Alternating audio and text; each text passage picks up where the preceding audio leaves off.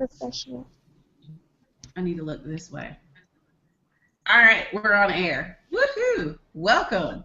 So this is like what, part 4 or part 5 for us? I don't remember where we are. I think we're on part 4, or maybe 5. GoPro training. We got some amazing, lovely ladies with us tonight, and we're just gonna basically break down what we've been learning through this whole, being a professional network marketer. Chapter 6 and chapter 7 of Eric Worre's book. Can you see the book? Am I frozen? I'm frozen on my own screen. Can y'all see me? Okay, there goes the book. It's going. All right, so chapter 6 is presenting your products and your opportunity to your prospects. And I'm just gonna I'll ask Nikita since she's not on mute yet. Nikita, what do you say is the way you present your products and the opportunity? Like, what's your go-to way that you do it? Normally if it is sorry, I just got in the door. Normally if it's like the product, it's most of the time off of like a post that I made where people have liked it or whatever, and I'll be like, thanks for the love on the post. Are you interested in the product? And they'll start asking questions about it. If it's the opportunity, normally I do like an opportunity post. Everybody who likes it or comments, they get a message, and then I ask them, do they have time to watch a short video, and I send them Ronnie's video. I wait 15 to 20 minutes, and then I follow up with them and go from there. Okay, good. I like that. All right. So she says she basically makes her post on Facebook. If somebody responds or likes it, she inboxes them like, hey, are you interested in these products? And then for the opportunity, something similar, she'll just say, hey, can I send you a really quick video? Will you check it out? And then she just kind of goes from there, which is good. I like that. All right, one more person. Sierra, let me ask you. For you, how do you always calling me out? I don't know, because you felt right. You're beside her on the screen. I don't know. Okay. I would say the same thing. Like anyone who interacts with my post or does it, most frequently. I may not reach out that first time, but if they do like something like twice at least, I'd be like, hey, I noticed that you like my post. Have you ever tried, I don't always go with the rest. I may say the greens or something like that. Or I'll just reach out and say, thank you. I do, appreciate your support. Have you ever heard of our, it works and things like that. That usually works for me. Okay. So in this chapter, in the first part of chapter 6, Eric Worre is basically talking about how he managed to talk to people in the beginning. And he would sit down with people, just like you guys are saying, you would message them and you say, let me tell you about all the products. Let me tell you about our company. Let me tell you about our compensation plan. Let me tell you about how incredible our support system is, yada, yada, yada. There's a big problem with this approach. If you want to build a large and successful organization, the first problem is no matter how much you know, there will still be questions that people are going to ask you that are going to stump you. So when you're presenting the opportunity, the products as an expert, it kind of puts you in a position to where if you don't know the answer to something, the person that you're talking to is going to be looking at you like, but wait a minute, I thought you was the expert. If you're presenting it to them that way. The second thing is, like me, a lot of people that know you know you're not an expert. So they're already looking at you like you're crazy. And I know I've talked to a couple of other people that are on the team that have been like, yeah, but I've talked to my sister, my brother, your cousins. These are your family members. They already know you're not a multimillionaire with It Works. So it's kind of putting you in a position like, how do I address those people? The third issue that he said he came across was no matter how successful he was at becoming an expert, the distributors in his organization didn't necessarily have the willingness to learn. As a result, he became the one person that was the go-to for everything. So one of the things that he talks about in this very first part of the chapter is whenever you're presenting the business or the product or whatever, once you sit down and you talk to somebody, there is a certain technique that you should be using that's duplicatable. And he says something that's really, really important. In network marketing, it doesn't matter what works. It doesn't matter what works. It matters what duplicates. So for us, I'll give you an example. We have the party pad, right? It physically comes in your kit. There's a reason why they send us that party pad in your kit, because you should be using it as your tool to present the product, to present the opportunity. You should be using it. So for me personally, what I've done is I've mastered presenting the party pad. I've mastered it. Literally, I've said it 1,000 times the exact same way every single time. No bumps in the road. Like, I go through the same thing every single time. And I learned that from Terry. Terry learned that from studying maybe like Susan or someone else. Like, so that's pretty much how we kind of duplicate it. Now, anybody that's been, I don't know if anybody on here, I don't think anybody on here has ever, maybe J-Cell, has ever heard me present in a party or in a group atmosphere. I say the same thing every single time. Every single time I say the same thing. That way I become more confident and it flows better. And then, honestly, you get the same questions. You're going to get the same issues. People are going to say the same thing back to you. So once you kind of understand that there's a technique and there's a method to it, and you kind of find your way, then it makes it a little bit easier when you're presenting. And he's going to break it down a little bit in a second. What else did he say? Blah, blah, blah. This should be a guiding principle for every network marketing professional, which is it doesn't matter what works, it just matters what duplicates. Another thing that he says is the pros bring passion, enthusiasm, excitement, and belief. Okay, I highlighted that because if you're proclaiming to be a professional, which is what we're all going towards, because that's why we're on this training, because we want to transition from being the poser, the amateur, to the professional, then you need to be bringing passion, enthusiasm, excitement, and belief to this opportunity. Like when you're presenting it, this is the thing. For me, it comes natural just because I'm a really enthusiastic person. But for a lot of people, that just ain't them. It's just not. But it's so contagious. If you've ever been in a It Works event and you have the room rocking and the people are so excited, that is contagious. My rap parties feel like that. When I do online events, I try, and I did my first online party last night. I was trying to make it like fun, exciting. You know, I make silly videos. I post crazy pictures. You know, I try to make it enthusiastic and exciting. So that's one of the things that you want to try to adapt to, or you want to try to adopt into your little, you know, suitcase of things that you carry around that you portray.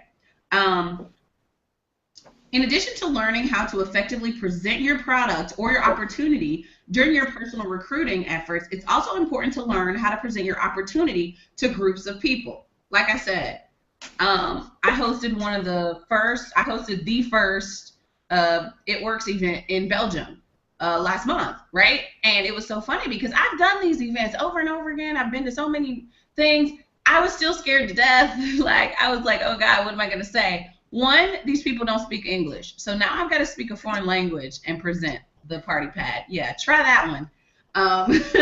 But it was so crazy because my husband was even there, and he told me after the event, he was like, man, I was impressed. And I'm thinking, how are you impressed? You've seen me do this before. And he's like, yeah, but your enthusiasm and your energy translated even though some of your language didn't translate. So that shed a light onto me when I read it in this book, and then when my husband had said it to me before, like, dang, I could have been up there saying boo-boo sticks and shitty dogs. Like, I could have been saying that the whole time. But if I'm enthusiastic and I'm excited about it, people are enthusiastic and excited about it as well. So that's one of the things that I definitely want to transfer to you guys, is to remember, even if you're nervous, if you're scared to death, even if you, like, especially if you're in person talking to someone, if you feel like, you know, at a vending event, you're trying to explain it, you get caught up on your words, just remember to be excited and enthusiastic. So that's really, really important. Oh, this is what we're going to work on for tonight's challenge. You know, every week I try to come up with something creative to take from what we're learning. So the next part, he says that he worked on his story. So, let's see. Julie, I see you're there. Hey, Julie, can you come off mute for a second? Hello? Hey, Julie. Hey, how are you? Great, what's up? Are you there, Julie? Yeah, can you hear me? Julie. Yeah, I can hear you now. All right, Okay. so can you just tell us really, really quick your story with It Works? Well, my real story is I did this before, another team, and I was not successful. And I saw Kanitha on Facebook, you know, I think maybe right before she went Ruby. I don't know. I was in an autism group. And I just noticed she would be posting about, like, oh, I'm on an autism walk, you know, and she'd have her It Works lanyard on the autism walk or something. I was like, well, she's an It Works distributor, so I watched her. It caught my attention, and she was very inspiring, you know. Well, anyways, I was like, well, you know, I want to do this again. I want to join your team. I want to do this. And this time around, I just came at it just, like you said, a lot more exciting. When I talk to people, I use lots of exclamation marks. Oh my gosh, you gotta try this. This is the craziest thing. Like, she talked me into rapping again. And I got these really great rap results. And once everybody saw me using the products and using them and being really excited and posting pictures about how I'm losing weight and how I can shop for smaller pants now and get rid of all my stuff that's too big for me, it's been attracting people. So excitement really does draw people in.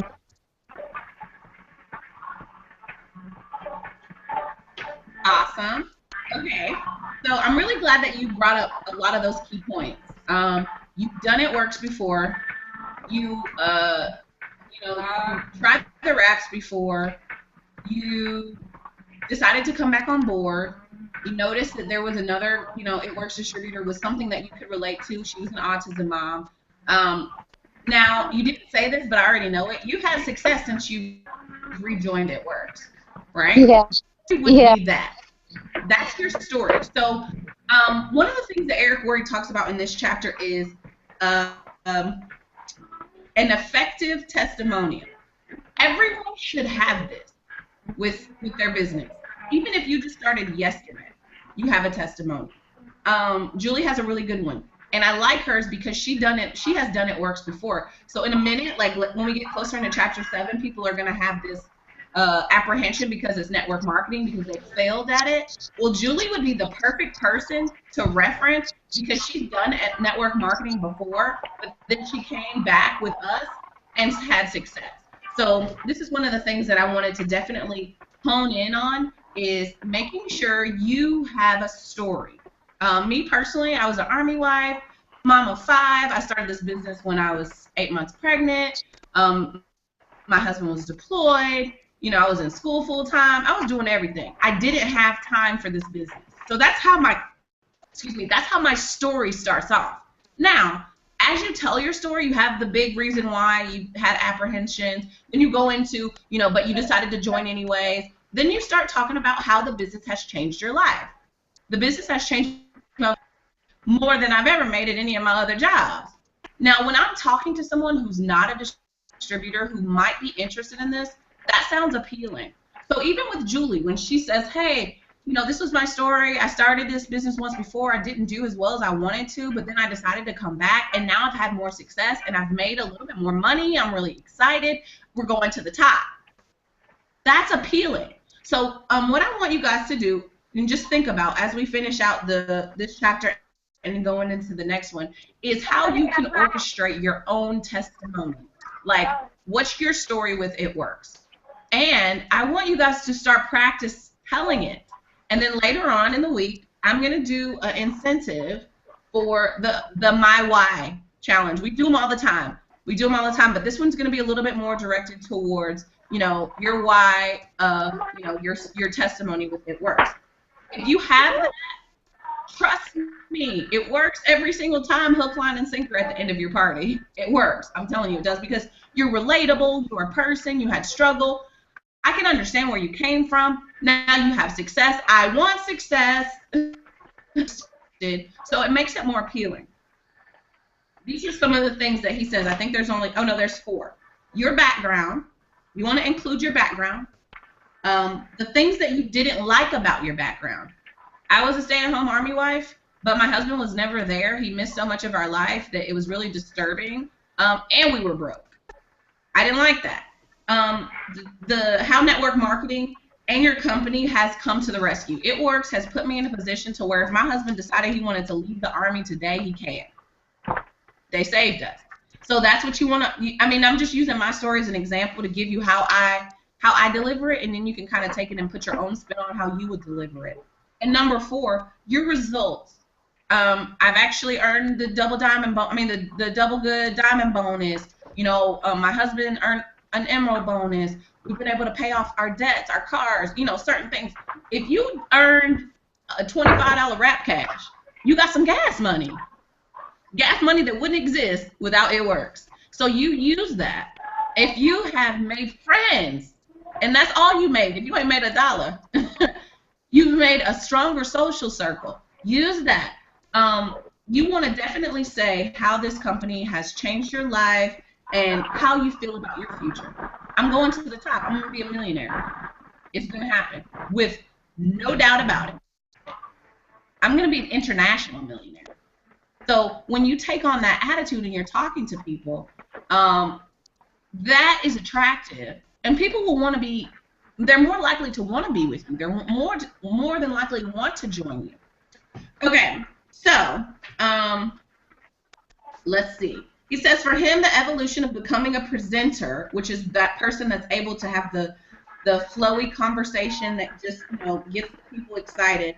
He said he went over and practiced his story 500 times a day. Like he would just over and over and over and over and over and over. I've told it 1,000 times. Matter of fact, I've told my story 1,000 times. I know Terry's story. I know Kanitha's story by heart. I know Susan Wade's story by heart. I know Brooke Tomateach's story by heart. Like once you get it, the concept of that there is a story, you'll start listening to other people's stories. Like now I can use Julie's story. When somebody comes at me and says, I tried It Works before. Okay, I got a couple of girls on my team that tried It Works before. And they're both successful. Like way successful. So, you know, like it gives you more firepower.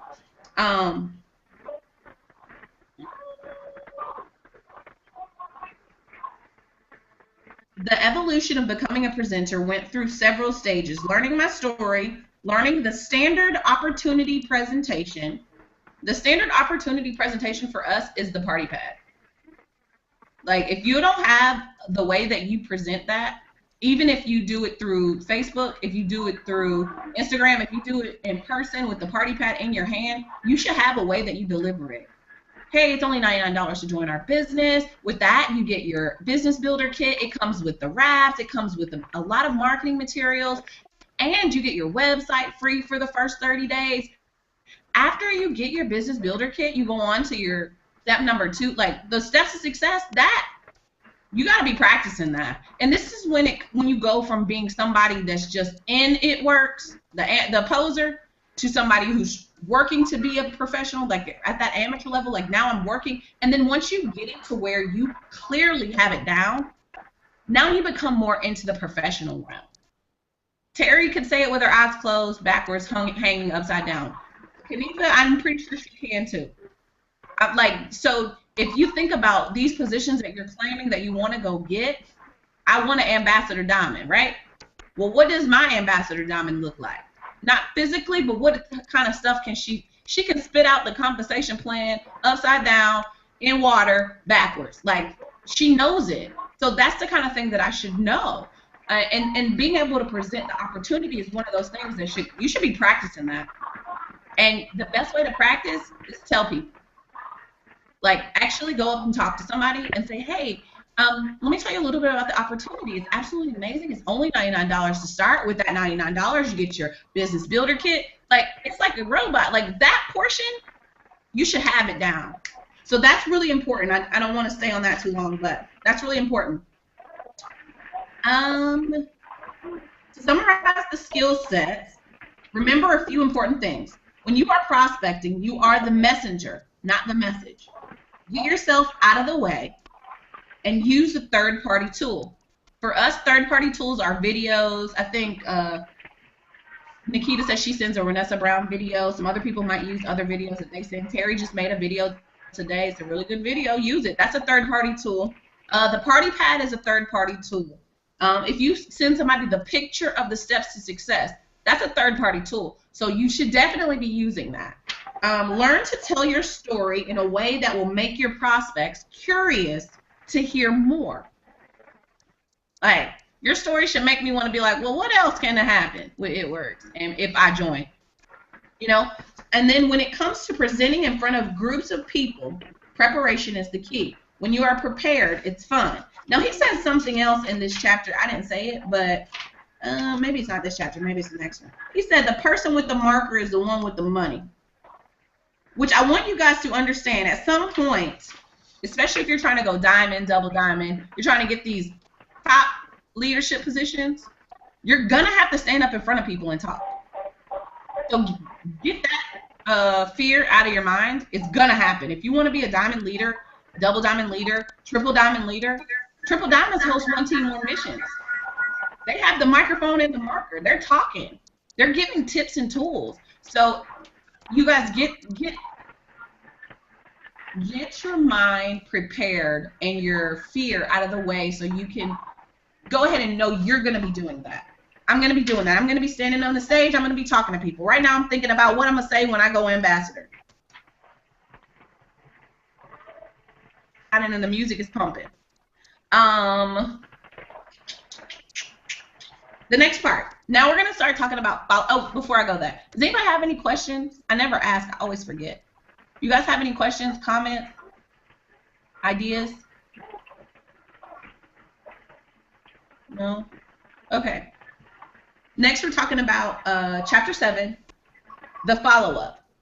This is so important. This is what I was getting excited about earlier. I was just like sending messages to all the groups like, I'm so excited. I feel like I'm in network marketing church. He talks about the concepts. There's different concepts. Concept 1, following up is doing what you said you would do. Now, not this last chapter, but the chapter before last, we hit them with the, if I send you a video, will you watch it? Remember that, right? Will you watch it? They say yes. And then they say, you know, I'll watch it today. And you say, okay, well, I'm going to hit you back on Tuesday at 3. Remember, you're supposed to make the appointment, make sure you reconfirm the appointment. Well, Tuesday at 3 or whatever day you said, that's when you, like 2:59, you should be ready to hit the inbox like, hey, you should be on time. You should definitely do exactly what you're going to say you're going to do because that's what professionals do. If you're planning, if you set up a follow-up, definitely follow up on that time. He told a little story about once a guy came to meet with his dad, and his dad was supposed to be meeting him at 10 a.m. The guy's there at 9:55 a.m. waiting. He was there early, but he was waiting. By 9:55, the dad wasn't in the office yet. The guy gets up at 10 o'clock on the dot and leaves. And he says, you know why? He had to leave because his time was valuable. When you walk around like that, like your time is valuable. My time is very valuable. The time that I'm doing this is valuable. The time that you guys are spending on here listening is valuable. So when you present yourself like you have a structure and a schedule, people respect that. Concept 2. The only reason to have an exposure is to set up the next exposure. Okay, so I'm going to spend a little bit of time on this because really giving me like so much knowledge in this section about this concept. Exposures. Watch it. Yes. I'll hit you back on Tuesday. Okay, Tuesday is the exposure. And what he says too, as network marketing professionals, is don't get so wrapped up in, speed and hurrying up and all that kind of stuff. Tuesday, hit them back on Tuesday. That's the first exposure. Now, our job as network marketing professionals, and we talked about this like in chapter 1 or 2, is to educate people about our company and about what we do. You can't always do that in the first time you talk to them. As you get better at it, you will be able to. I can sign somebody in one day. I can sign somebody the day I meet them. I can get them. But that's because it took me almost 2 goddamn years to figure out what to say and how to say it right. So what he's saying in this is when you talk to somebody the first time, the second time might not be the hook, line, and sinker. The third time might not be. Just understand that the way that you end that conversation, it should always lead to the next conversation. You should never just leave like a dead end, like, okay, let me know what you think. And I know a lot of us have done that. I'm going to read it to you word for word, exactly what he said.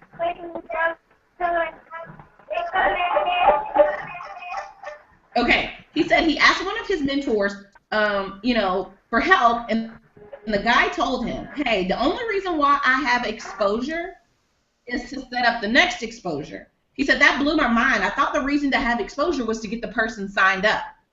He went on to explain that if you finish each exposure by setting up the next one, the prospect will eventually become educated on the opportunity and make an informed decision. So you definitely want the person to be completely aware of what's going on by the time they say yes to this business. The goal in my mind changed from getting the prospects on the first exposure to just keeping the prospects or the process alive by setting up the next follow-up. So he gives some examples of how he does that, and I thought that was really, really important. At the end of the process, we went through several steps to set up the next exposure, meaning your follow-up call. That was your next appointment. When you make that call, you're not going to ask them if they reviewed the material. If they said, no, I didn't, or yes, I did, let's talk about how I'll set up the next exposure in both cases. Okay, so one of the things that happens with us is we send that, hey, if I send you a video, will you check it out? And the person's like, yeah, I'll check it out. Hit me back on Tuesday. Right. Then you hit them back on Tuesday, and they're like, nah, I didn't even look at it. We get in our feelings. Like, we get upset. I know I do. I get like, God dang it, you said you was going to look at it. Now, why didn't you look at it? One, it's not as important to them as it is to me. And two, they might have forgotten. So, but what we don't want to do is we don't want to attack the person. And that's basically what he's saying in this chapter. If they say no, they didn't have a chance to look at it. It sounds funny, but a lot of people just jump down their throat. I thought you said you'd be able to look at it for sure. Obviously, this won't help, and it won't build a good relationship. So you have to remember that. I want you guys to take that. And if you have the downline and they're not on here, and they call you and they're like, I tried to talk to the lady, but she said she was going to watch the video and she didn't. Remind them of this skill. Okay, we're not going to be pissed off that they didn't watch our video. We're just going to say, okay, I understand sometimes life gets busy. When do you think you can watch it for sure, for sure? And he said, yeah, I know it sounds corny, but it works. So whenever you're talking to somebody and they didn't get a chance to watch it, you just say, okay, I get it. I got 5 kids too. When do you think you'll actually have a time to watch it for sure, for sure? And then he says, now you might say for sure, okay, he did say that. I already said that. Once you have it, include the date and the time of the next call. Now that's the next exposure. If you guys can kind of see how it's a chain reaction going, you always want to be following up. That's why ambassadors stand on the stage and they say the key is in the follow-up. The follow-up doesn't end. A follow-up isn't just one time. It goes on. It carries on until they are on your team. So you have to, you don't want to just say yes or no, and then they're like, no, and then that's it. You want to keep the conversation to where it's open, and then you can follow up with them in a couple of days, maybe in a week or so, depending on your time frame. If you call them the scheduled time and they still haven't reviewed the material, just repeat the process until they do. We get caught up in the fact that we think we're being a nuisance, and honestly, we're being a professional. They are setting the appointment. They're saying on Tuesday, hit me back. I'm not being annoying if I hit you on Tuesday and you told me to hit you on Tuesday. I'm not being annoying anymore. So when you think like that, just go ahead and like delete it out of your head. Like Miss Mary said, call back Tuesday, so I gotta call her back on Tuesday, even though this is the 4th Tuesday I called her and she still ain't looked at that goddamn video. I get it. Trust me, I get it. If you call your prospect and they say yes, they reviewed the material, you're gonna ask them a few intelligent questions. The first thing you're not gonna ask them is, what did you think? Don't say that. That's not what you say. It just invites critical parts of the prospect's mind to come up with objections, to try to sound smart. So basically, if you've ever been on a 3-way call with me or on a call with potential distributors with me, you know the thing that I always ask is, what did you like best about what I just told you? If you've ever been on a call with me, that's my little, write it down if you want to. You can steal it. I won't be mad. What did you like best? Because that's all I care about. I don't care about what you didn't like. That's not going to help us right now. All I care about is what you did like. They might say the money. They might say the compensation plan looks amazing. They might say the products look great. They might say the results were awesome. They might say, you know, I love your enthusiasm. Whatever they say they liked about what they just watched or what I just talked to them about, that's what we're going to talk about.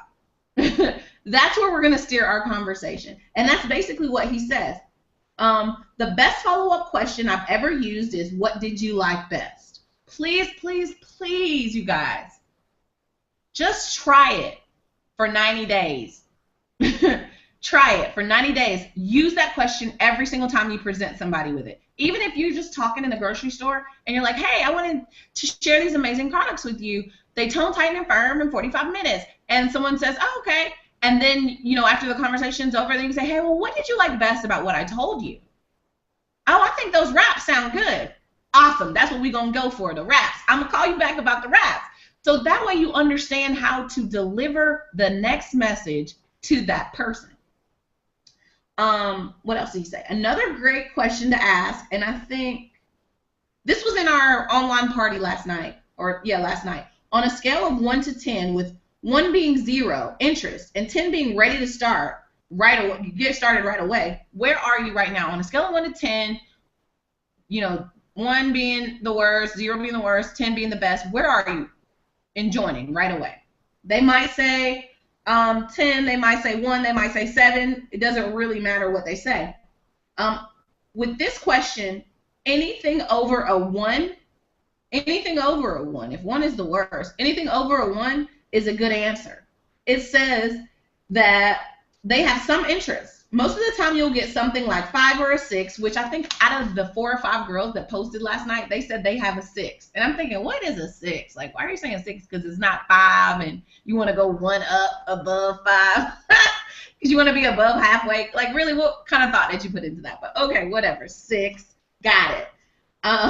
No matter what number they give, all you're going to do is ask them how you can help them get to 10, right? If they say their number is 5, then there's some sort of gray area between 6 through 10. We need to clear that up. So if they say 8, all right, good, we're close. 9 and 10, what's going to get you to a 10? Where did they go? Sorry. Usually the answer will go along the lines of how they answered what you like best. So if they say what they liked best was the money, and then you say on a scale of 1 to 10, you know, where are you? And they say 6. Well, how can I get you to a 10? Well, I need to make more money. All right, I can show you how to do that. That's usually how the steps go. I really hope you guys are like letting this sink in or writing it down, because like it's really, really important. If the answer is very positive and the number is fairly high, you can go directly into the closing process. If you get a 9, they are a distributor. They're hired that day on the spot. If it isn't obvious green light, then you'll just schedule the next exposure. So if they're saying, you know, hey, I'm right now I'm like on a 5, I just don't think I have the time. Because what I said sounded best was freedom, right? Freedom sounds best because that's what we talked about in the opportunity. Freedom sounds best, but I just don't think I have the time. And in a second, I'm going to show you how to even negate that I don't have the time thing. But Okay, well, the next exposure, we can talk about the time. But I always want to say, all right, well, I understand, you feel really busy right now. When can I call you back and tell you how you can do this, even with the amount of time that you have? Thursday? All right, Thursday at 3, I'll hit you back. So that's basically how this cycle has to go. And I want you guys to remember, it's a cycle, like it's a process. You have to keep it going, and you have to keep that conversation going and keep it open. They might want to try the products. I get that sometimes too. Well, I've never really tried it work, so I need to try all the products before I sign up. Really?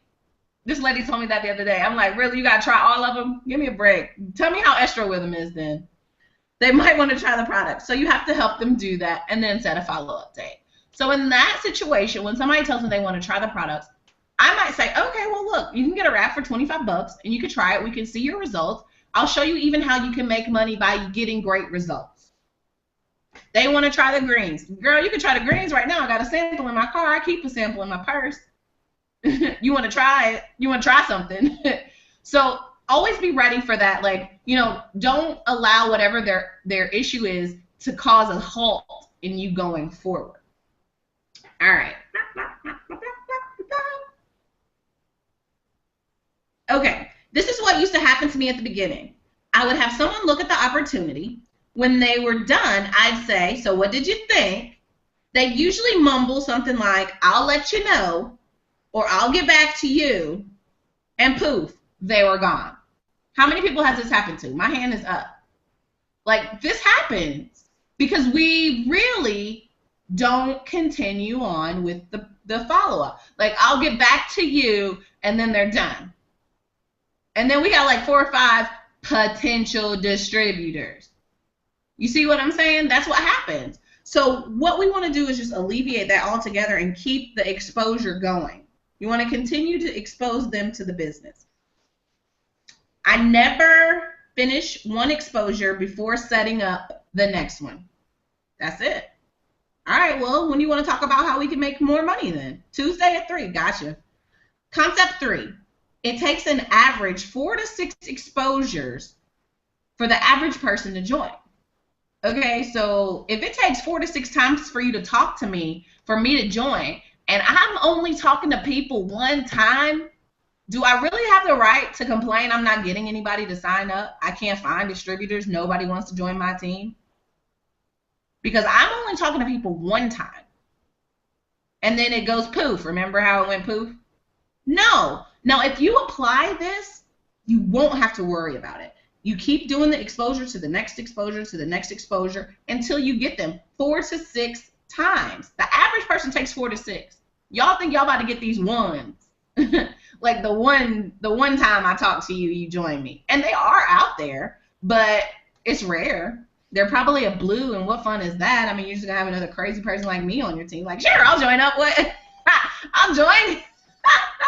Where do we sign up? Then you have a crazy person that you're trying to tame and tone down. When people don't understand the only reason for an exposure is to set up the next exposure, they put too much pressure on their prospects and on themselves. In the some will, some won't, so what next culture, people hammer on one person. No, they hammer on a person once, and if they don't join right away, they move on and never come back to that person. In many cases, they take it a step further by damaging the relationship with the prospect because they have a bad attitude. If you guys can just think of this as you're talking to people, it's going to happen tomorrow. It might happen tonight when you hit somebody up. If they're not a yes right away, that doesn't mean they're not going to be a yes tomorrow. I told you guys last time on the call, it took me like a year to get some people. I got people that just signed up a few months ago that I've been talking to for a year. Number 4, and this is like really, really important too. Number 4, condense the exposures for better results. Now, this is when you start to become like a pro. You know, we got a few pros on our team right now. Posers prospect someone once, and then they move on. So if you've done that, you were a poser when you did that. Amateurs prospect someone through several exposures over a time period. So it's like, oh, I talked to you in March, then I came back in, May, and then I looked back at my feed and you popped up and I was like, oh yeah, I did talk to her about being a distributor. Let me hit her back up again. You're not consistent with it. Yes, you're keeping it going, but you're not consistent and you're not condensing the amount of time that you're talking to them. All right, so professionals condense those exposures into the shortest time possible. Talk to you Monday. Oh, you need time to look at the video. Can I call you back on Wednesday? Are you gonna be free Wednesday? What time Wednesday? All right, Wednesday at 3. Okay, how from a scale of 1 to 10, how much did you like it? Oh, you're at an 8. All right, what can I do to help you get to a 10? Well, I need to talk to my husband about it. All right, talk to your husband tonight. I'll talk to you on Thursday at 3, and we'll go ahead and get you set up. You see how it was a week's time. It wasn't even a whole week, but I'm able to condense it. This is how you can tell the people who are like, boom, boom, boom. This is how we have distributors that are enrolling distributors, like 7 distributors in a week, a month, like boom, boom, boom. It's because we're condensing that amount of time. People are busy. They are consistently distracted by life. When you are approaching them, take a look at something new. It's important to keep their interest. The best way to do that is stack the exposures as close as possible together. You want it to stay fresh in their mind. You don't want them to be like, oh yeah, I did say I was interested in It Works last month. Like, no. I want you to remember me tomorrow when you wake up. I want you to remember we had a conversation. I want you to call me back. Questions and objections. All right. Okay. I need some volunteers. Some people just give me some objections that you've had recently when you're talking to people. And when I mean objections, I mean people are like, I got 7 kids. I can't do this. They can't afford it. Okay, money. Next. I'm not a salesperson. Got it. Does anybody else have any? I'm just too busy right now. Yeah, I'm too busy. Has anybody had someone say, is that one of those pyramid schemes? Mm-hmm. Oh yeah. Oh, Yes. is it like now? Is it like Avon? Is it like Herbalife? Is it like Mary Kay? Is it one of those where you sign up and you gotta bring people in? I get that all the time. Where you gotta bring people in. Oh, You know? I did. Okay. All right. So those are objections that you get, right? He's gonna address those. At every step in the recruiting process, you'll come across questions and objections. This is natural. A lot of the time, your prospects will just be bringing them up to sound intelligent. Let me tell you something. When people ask you what's in the wrap, tell them glycylphene sulfate root. They don't know. The people just be wanting to ask to be asking. They really don't care. They really don't. And it's so funny because they just want to sound, they don't want to feel like they can get swindled. Like, oh, she's trying to swindle me into this network marketing business. I don't want to get scammed, so I'm going to ask some hard questions. And that's really what they're doing. They're putting up a wall. Remember, your goal is to educate them. It's not to win an argument. Our job is to help blind people see. When someone brings up a negative question or if they offer you an objection, all they're really doing is helping you to identify one of their blind spots. Right? People have their own self-insecurity issues and all that. People have their own issues. They might have done network marketing before. They might know somebody who's done it before. They have their own issues. So when they start asking these questions, a lot of the times it's like a defense mechanism. I'm going to give you some specific tactics to help you overcome objections. Now, this is a good thing to write down because this is really important.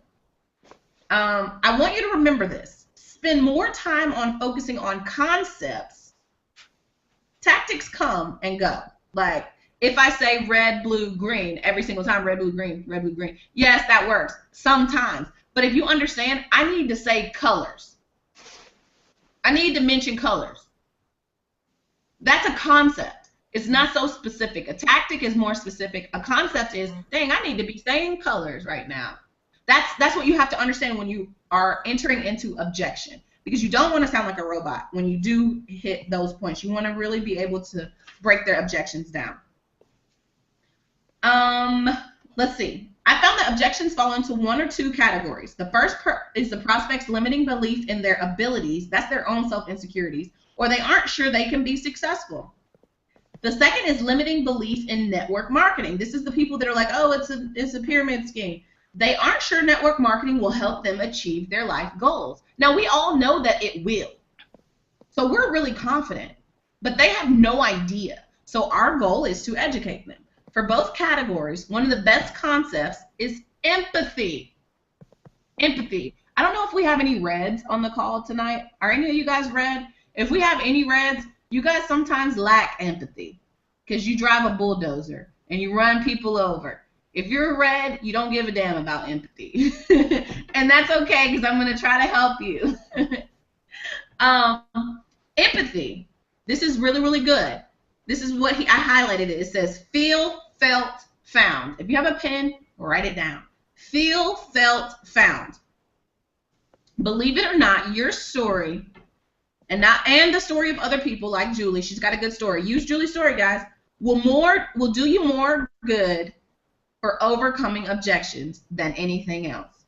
An argument, a fight, getting pissed off, yelling at them, throwing money at them like, man, I'm getting paid. Like, no. That's not the way you're going to overcome the objections. It's going to be empathy. Feel, felt, found.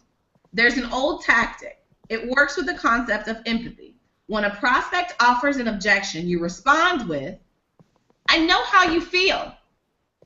That's the feel. I felt the same way. That's the felt. But here's what I found. And that's the found. You can use that quite literally with any situation and have great success. You can also modify it based upon your personal story and the story of your prospects. Now, I don't have enough time. I know how you feel. When I started this business, I had 4 kids. I was 8 months pregnant. I was studying psychology full time. My husband was deployed. I didn't have enough time. I felt like I wouldn't be successful at this business. What I found was it's too easy because I work my business from my phone. Then me personally, when I do the feel, felt, found, I hit them with the, how often are you on your phone? I mean, we're on Facebook anyways. That's my line. I say it all the time. I'll say it to anybody. We're on Facebook anyways. You might as well go ahead and get paid while you're on there. Because I guarantee you the busiest person you know still update that status and still changing that profile picture, liking all your stuff. Okay, they're still on Facebook. They're still finding a way to be social. So give me a break. Now, what was the other objection we had? I don't have enough money, right? I know how you feel. When I started this business, I didn't have a job. My husband was not giving me $99 to start another great idea. He was over it. He wasn't giving me $1. So what I found was, me personally, this is my story. I turned off my cable bill that month and used that money because I didn't want to be that broke that I didn't have $99. So I sacrificed something and used that money instead. Now, some of you guys might have a different story like, hey, well, when I started, I pre-sold some wraps. I didn't have enough money to start either. But I had $50. I asked my cousin, she gave me $25, and then my husband let me borrow $25. I had to pay him right back because he's crazy about the money. Like, whatever your issue is, feel, felt, found will work. And even if you personally had $10,000 in the bank and you had all the time in the world, they don't. So you have to empathize with them. And you have to come up with, use my story, use Kelly's story, use Nikita's story, use J-Cell's story, use whoever story you want. And you have to say, you know what, I understand where you're coming from. I felt the same way until I met J-Cell, until I met Julie, until I met such and such. The girl who's on my team now that's done this business before and has great success after she came back the second time. Okay. Does anybody have any other objections that they want me to address while I'm folding through? Oh, I know what the last one was. No? Y'all are good? Does What the about- wrap Oh, everybody's talking at the same time. Okay. Julie, go Julie, and then we'll go to the next person. No, the other one is people don't work. People what now? They want to say the raps don't work. Oh, good. I love it. I loved it. The raps don't work. I felt the same way. I did. I really thought it was bogus. Like, how in the world? I was in the Army for 6 years. I worked my butt off. I was a college athlete. It was in the gym. I was a gym rat up until, I had 5 kids. I had to sit down somewhere. I felt the same way. Like, there's no way this rap can work. I completely understand where you're coming from. What I found was, when I put it on, I feel like I'm in church, y'all. When I put the rap on, it worked. Here's my results. Now, if you don't have personal results, which everybody on this call needs to go and put a rap on them and have personal results by tomorrow, that's like mandatory training, put a rap on. You should have your own results. What I found was when I put the rap on, I had great results. Look, here's me with the great results of the rap. You can't tell me the raps don't work. That's me right there in that picture. Do you see the difference? I'm talking to you. I'm real. Look at it. The belly is not there. I'll even jiggle my belly. Like, it's not there. The back roll that used to be there, I had one rap picture where I had the back roll. The back roll is gone. Look, girl, it's gone. It's still gone. I will pull my shirt up in the Dollar Tree. I don't care. Because I'm trying to get you to understand. I understand where you come from. I feel you. But what I found was the raps do work. And any other product that we have, it does work. A lot of the times people struggle with the greens. I hear this too. Well, I tried the greens, it didn't work. It didn't work what? Alkalining your body, balancing your pH, giving you 38 superfoods and 8 servings of fruits and vegetables? What do you mean it didn't work? Yes, it did. You drank it. It went in you. Like sometimes people don't understand what's supposed to happen with the product. So that's another part of educating them. The raps didn't make me lose 30 pounds. Well, B, that's not what they're for. You want to lose 30 pounds? I got you. But that's not what the raps are for. So you were misled. Let me bring you back to what's right.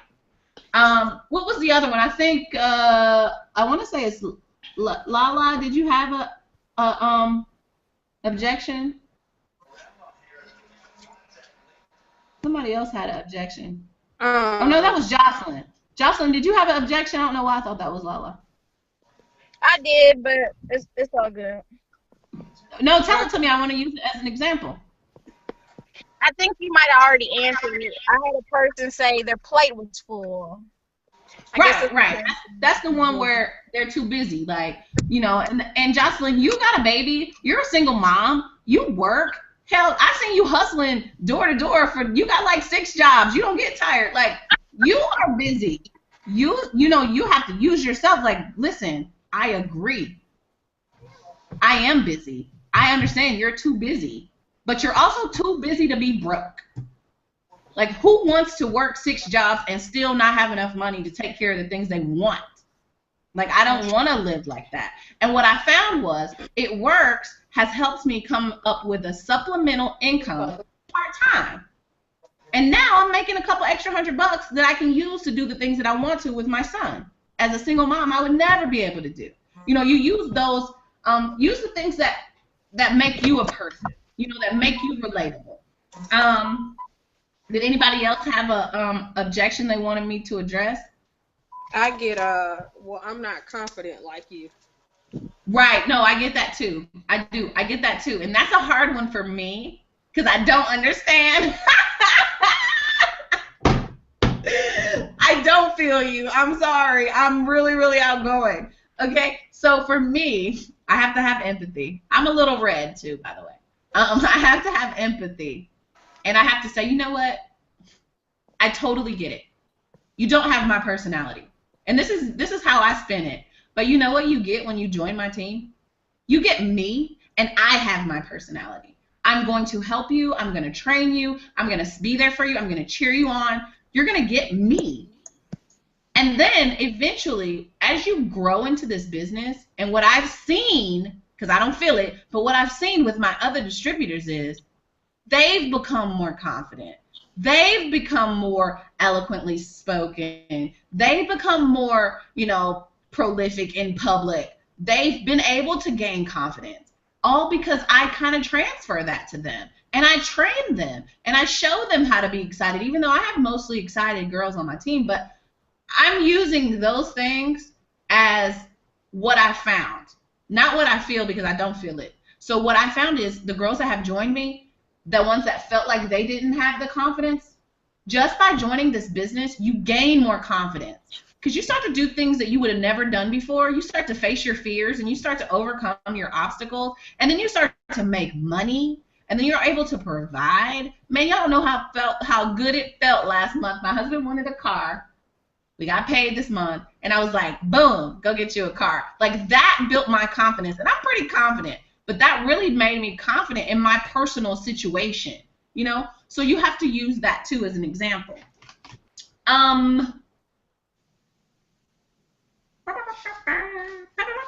Oh, the network marketing one. I definitely want to address that one before we end, because we're at the last page. We're almost done. Is this an MLM? Is this one of those crazy pyramid schemes? And he said something that I thought was really funny, because I've heard some people on our team say this before. Some people, when they hear this, I'm not interested in MLMs, their answer is like, they go crazy. They're like, pyramid scheme, like every corporation in the world, like the government, you mean like that? Like, they get defensive, like, real quick. Like, what do you mean? Like, your job that you go to where you have a boss, that's a pyramid. Like, pump your brakes, calm down. We're supposed to be showing empathy. Remember that.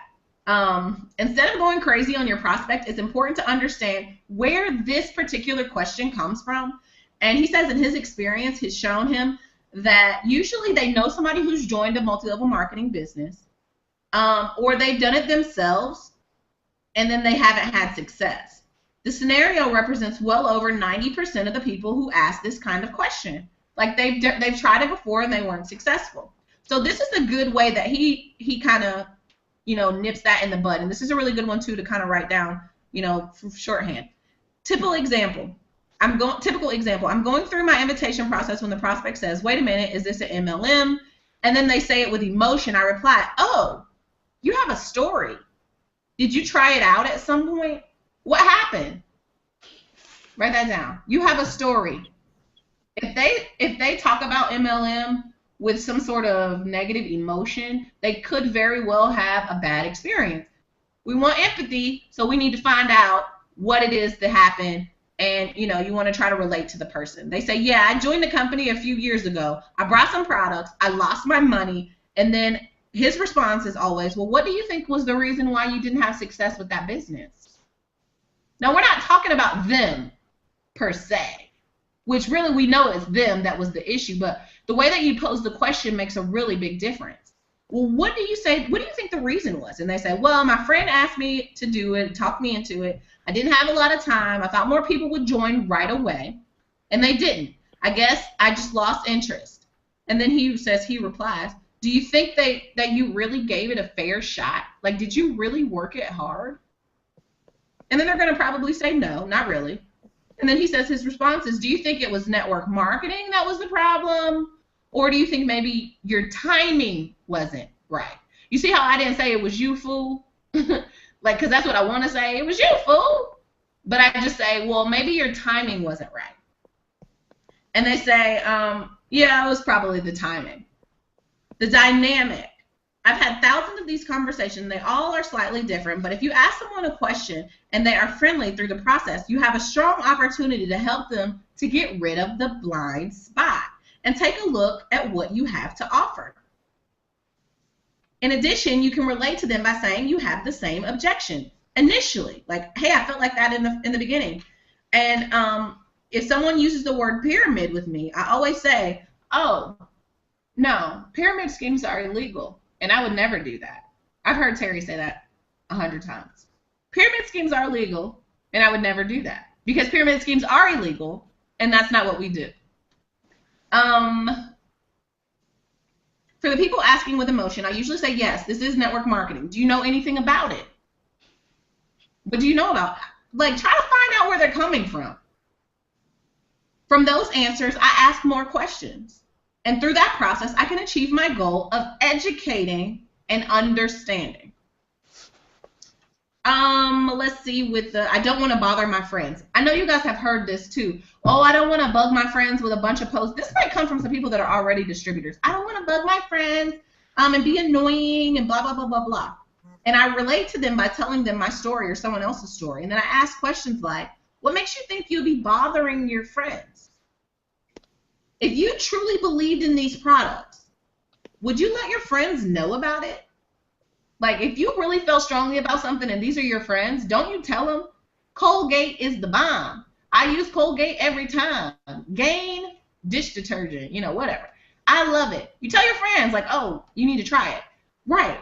That's a natural behavior that we have as humans. So if you have something that you really believe in and you feel like strongly about it, wouldn't you tell your friends? Would you feel like you were bugging them? And then clearly, yeah, I would tell them. If I could show you how to share this product with other people without feeling or sounding like you're being salesy, would that help you out?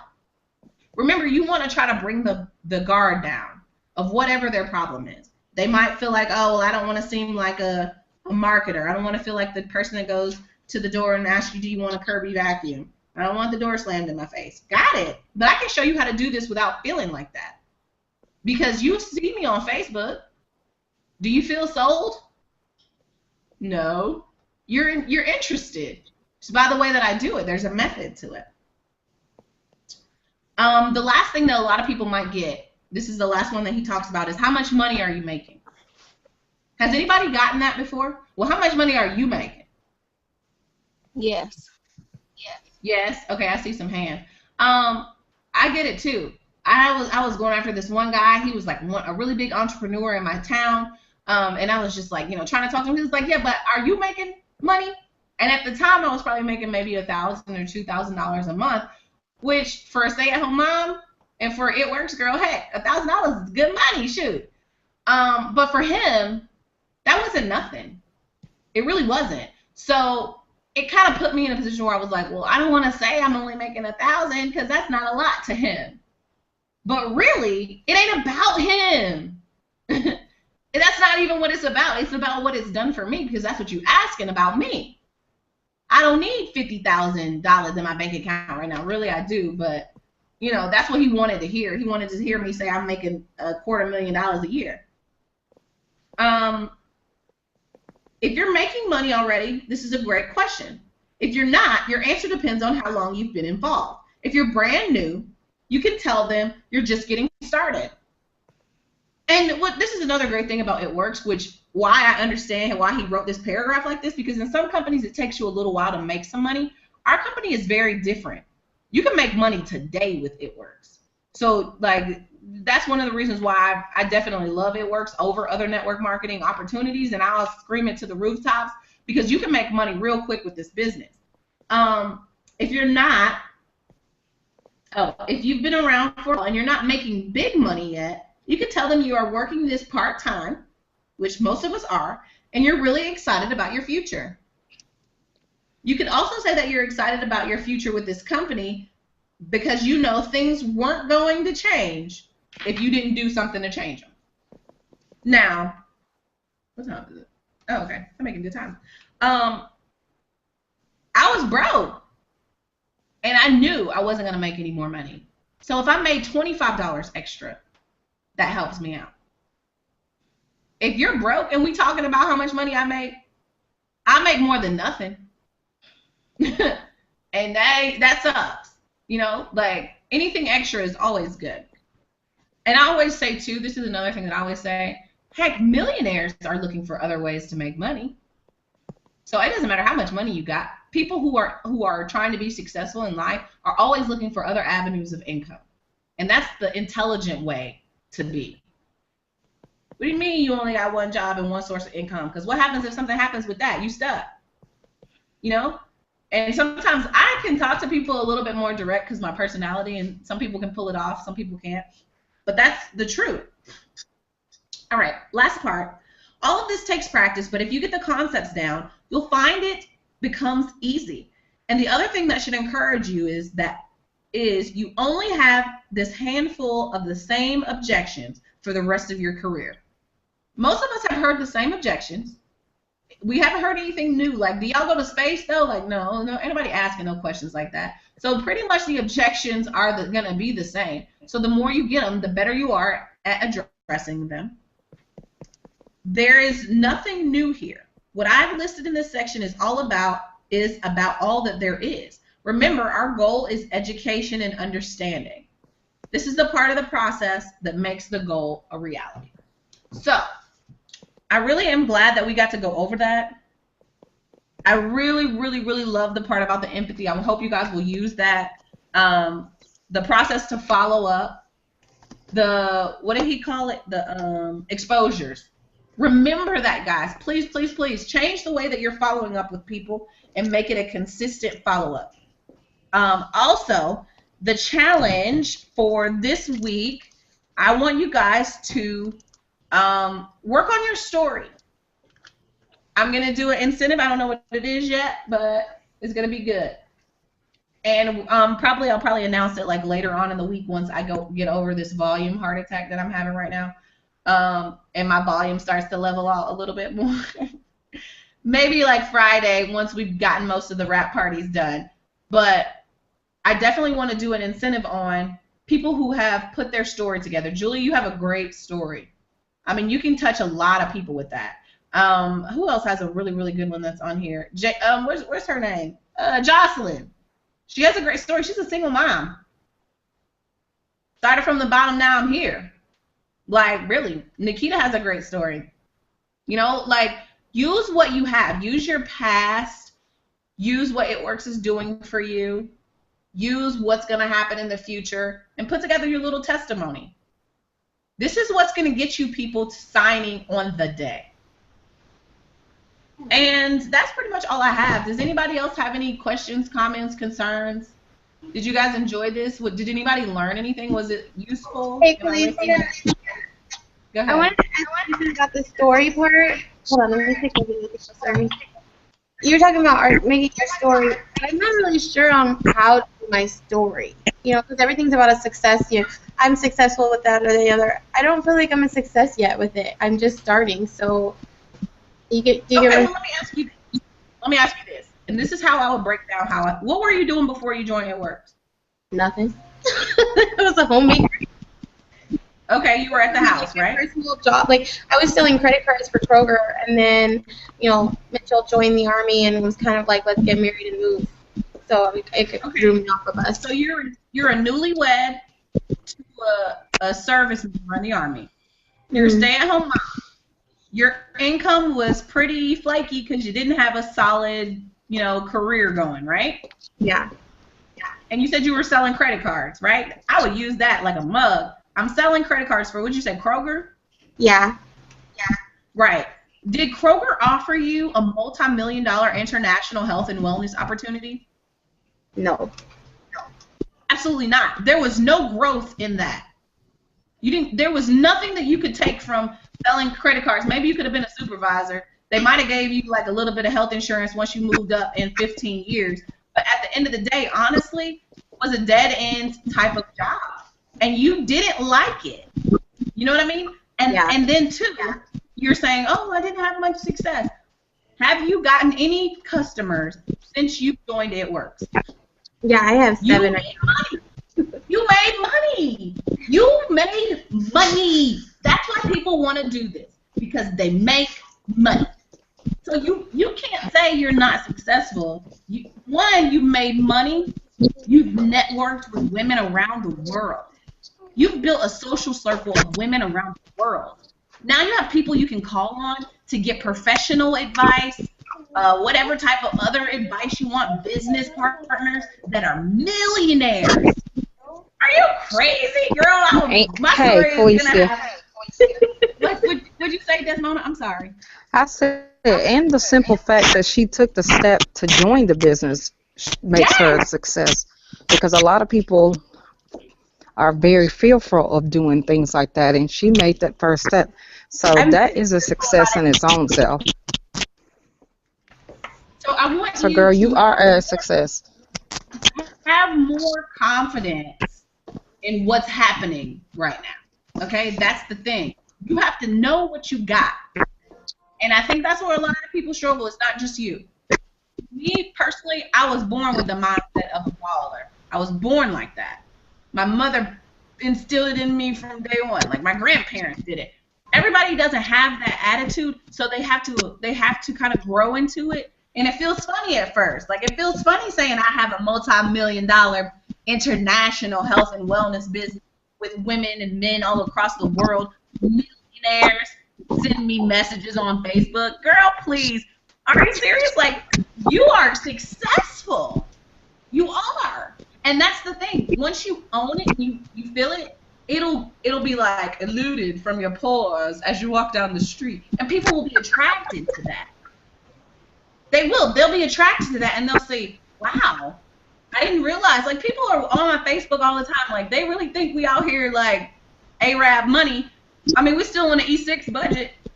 But the way that I portray and the way that my attitude and the direction that I know I'm going in, I'm super successful. And so is everyone else on here. So now you can say, 1, 2, 3, 4, 5, 6, for sure, 6 women right now that you're doing a professional business training with. I train with women all over the world every week on professionalism. That's a part of your story. Yeah. When you own it and adapt into that, girl, that story gonna be killing them. Especially from Army wives. As soon as you say you made $100, you balling. Because they broke. Oh yeah, and they got 5 kids. Yeah, that's it. When I said I made the rap cash and I had made $80 in that one time, that was when it blew up. All my friends that are on post, they were like, "How did you do that?" And that's what I was. You know what? I would walk around like anybody that tells me they're having a hard time, or a lot of them have 3+ kids. All that kind of stuff. I would tell them my story immediately. That's part of talking about the business. That's part of it. Like, hey, well, let me tell you a little bit about what I've been doing lately. I was selling credit cards first before me and such got married. I forgot your husband's name. Before we got married, and I didn't know how I was going to pay no bills. Then we got here, and I don't know nobody. It's not the best place. But I joined this business. I've made friends. Some of them are military wives, too. Some of them make hundreds of thousands of dollars. And they're training me how to do it. And I'm so excited where my future is headed. That's your story. That's how you make it. Does anybody else have something? Sierra, get off mute. I don't like you on mute. Did you look at my story yesterday? I did read your story. Matter of fact, I read your story today because I went back through your party and to see if there were any people that I needed to like, comment, or anything like that. Did somebody else have something? I did.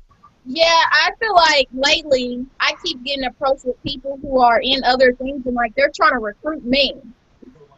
What do you do like with that type of objective? Like TLC, like every person I'm talking to now, they're like, well, people try to recruit me too. I'm trying to think, what do I say? Most of the time, I don't even really like go into it. I might say, well, if you can show me how your compensation plan is better, I might consider sitting down with you. The key is they ain't never looked at our compensation plan. Because had they looked at our compensation plan, they would know we make money way faster than they do. So usually that's probably what I would say. Like, hey, if you can look over our compensation plan and show me where yours is better, sure. I'll consider sitting down and listening to what you have to say. Nobody's been able to do it yet. TLC, World Ventures, Paycation, Mary Kay, Avon, all of that. Pink Cadillacs and Mercedes and stuff. I don't want a Mercedes. I don't want a pink Cadillac. Does it have a third row? I need to be able to put 5 kids in it. Like, give me a break. You're not telling me nothing that's making me sound excited. I need to be able to pay off these student loans. So that's for me, is like, most of the time it's bogus what they're talking about anyway. Did anybody else have anything? Sierra, if you don't get off mute. I know you hear me. She's probably like putting the baby to sleep. I'm all loud. Julie, did you have anything else you wanted to talk about, or questions or comments, concerns? Other than social media, what is the best way that you would suggest to go out and get leads? Like, if you woke up and you were like, okay, I'm going to go somewhere today and find some people, where would you go? I go to the mall. Great question. Where do you live, Julie? What city do you live in? Indianapolis. I just moved here though, so I don't know where nothing is. Okay, so you're trying to figure out like a common kind of place to go. Okay. One of the things that I've done, and that's a good question that you asked me, because I'm the type of person, I'll go anywhere and talk to people. It doesn't matter for me. I'll go and make myself a vending event. I'm going to set up a table. The mall is really good because there's food. What I usually do, I did this in Fayetteville a couple times in North Carolina, the food court at the mall, and I printed off little, like, I don't know if you can see me or not, maybe like a half sheet, and it says, are you interested in weight loss? Are you interested in health? Would you like to grow your hair a little bit longer? Something, something, something. 3 or 4 questions. And then I say, hey, I'm doing a survey, and I would love to, get your answers to the survey, and you get a free sample afterwards. Are you interested in earning more money? That was the other one. So interested in earning more money, interested in weight loss, interested in health, interested in hosting a party, having fun with your friends, spa day. You can make it however you want to make it. But put, a couple categories so you can figure out if they should be a loyal customer, if they should be a distributor, or if they should host a party for you. And then, you can give a free sample of greens on the go.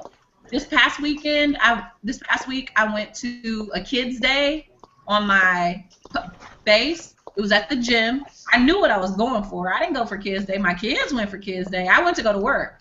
I put my It Works shirt on. I had my Blitz cards. I stapled a free sample of WOW to the Blitz card, and I went around and I said, hey, I'm giving out coupons and free samples today. And then, it's so funny because a lot of the people that I talked to, they're like, yeah, I saw you on Facebook. And I'm like, add me. Add me, stalk me. I love stalkers. So we're in a really kind of small community here, so most people have seen me on Facebook, hustling my wraps. So when they say that, I'm like, oh, are you interested in trying them? Or, oh, I need some people out here. I can't keep wraps. I sell out of them so fast. If you join me, you can make some of this wrap cash, whatever. So for me, I would do the mall, maybe some events with kids, the grocery store. I've gone to Walmart at midnight and talked to the third shifters. If you go to Walmart around 10 p.m., they all take lunch at the same time. You can get them all going in the door and get them all coming out. You go to the Waffle House late at night. I've done I literally at one point, I was on a mission to win a contest for Susan Wade. I talked to over 2,000 people, and that really built my social network. And it made me understand what things to say and what things not to say, how to blitz the right way, how to blitz and get contacts, how to set up a vending event inside of a salon. Go to the salons. There's ladies at the salon getting their hair and their nails done. They can't get up. They stuck in the seat. Just go in there and say, hey, I got some coupons for your girls. And I'll go in the salon and be loud. No, I'm trying to see if you guys have some I want the ladies to hear me talking about free samples because I want them to be interested in getting a free sample. So if their stylist says no, then they're like, yes, we do. Ecclesia, isn't there that part where they talk about no soliciting? Because I was doing that. I went to Starbucks, right? And I would set up my stuff at my table while I was doing my work stuff. But I purposely put my stuff out trying to get people to see it. And then I had one person tell me, they were like, you can't solicit here. And I don't know how that was soliciting if people are coming to me. So how would you do that? Well, okay, so if somebody, what it's so people don't say stuff like that to me. I must look crazy. If someone tells me you can't solicit, they need to be the police or the manager.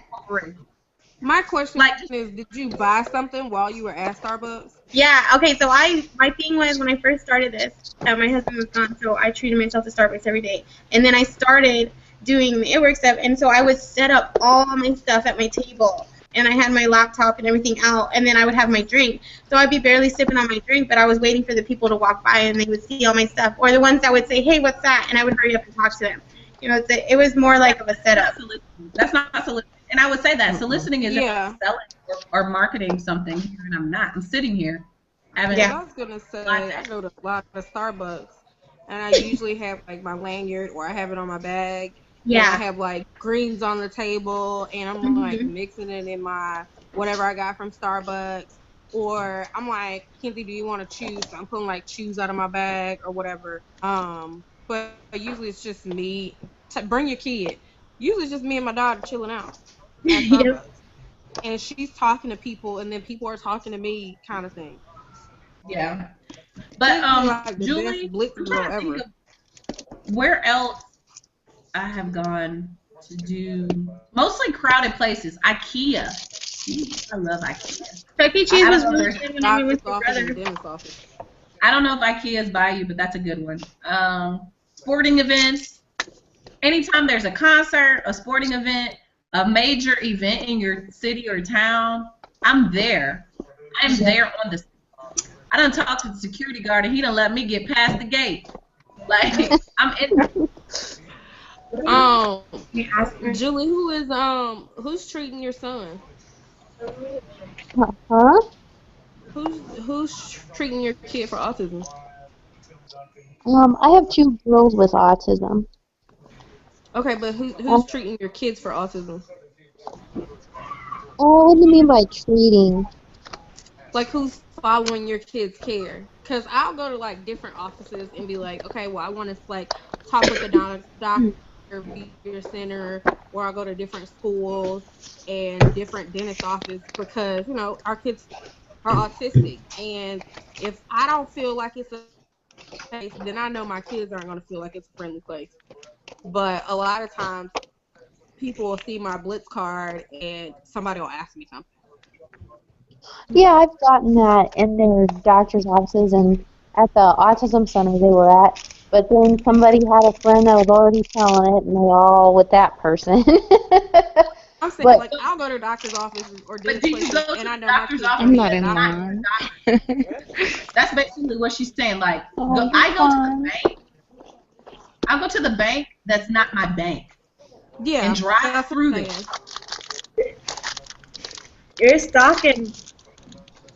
Like, I know my kid already has a dentist, but I'm gonna go to the other dentist office and Yeah, be I like, go to oh, all the can I bring my kid and see if he's comfortable here? Like, I do stuff like that. I don't need a dentist, but I'm sure enough to bring my child over here so I can walk around with his Blitz card and be nosy. Oh, I forgot my child's dentist appointment. I will go, instead of calling the office, I will go into your office Yes. to make an appointment. Oh, Calicia, my friend, you remember Bella? Because we have we started a craft club, and it's the first night is on Saturday. So she was saying that would be a good thing, right? We could do is put out our Blitz cards and stuff while we're doing our crafts. I would literally give them a Blitz card and tell them about a deal. Each and every person. Like, I'm not subliminal about promoting my business. I don't do the lay your cards out and then walk away. I don't do that. 'Cause for me, that's wasting my money. I pay money for Blitz cards. So I need your phone number, your Facebook, or something. We need to cross some sort of way we can communicate back and forth. I need to either give them a free sample or something to where I can get their contact information.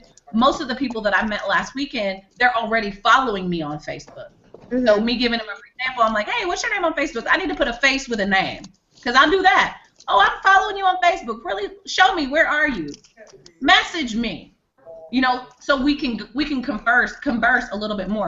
Like, Julie, have you done? I saw you did a vending event. You did a vending event, right? Yeah, I've done a couple. Okay, so from the vending events, do you book parties? Yeah, like what we did was we had a box, like they had to fill out a little survey questionnaire for a free wrap. And then they had to mark if they were interested for a party or not. So it was actually pretty cool because like we would write down something about them on the back of the little survey. And the ones that were more serious, like, those are the ones we would call back. And a lot of times we could get parties out of it, but, it really depends on what type of event it is, too, because the last one I did was so jam-packed busy and we constantly had people at the table that it was really hard to get a quality split, I guess, out of it because there's so many people constantly around the table. It's like a presentation. Did you have a sign-in sheet? No, and that probably would have been a good idea for that last one. Okay, that's really important. Every time you have anything, always have. I keep a sign-in sheet in my car. It's in my car. So if I stop somewhere and somebody starts talking to me, and maybe my battery dies on my phone or whatever, I don't have a way to get their stuff, I'll be like, hey, or sign into my party I just hosted yesterday, girl. Are you? all the. Okay. Thank you. Like I'll just, I'm adding, and it's my hundreds list. That's what it is. I print off the hundreds list and I put it on my table for the I'm sign-in listening sheet. to some training. Okay. Okay, I'm gonna stop the broadcast.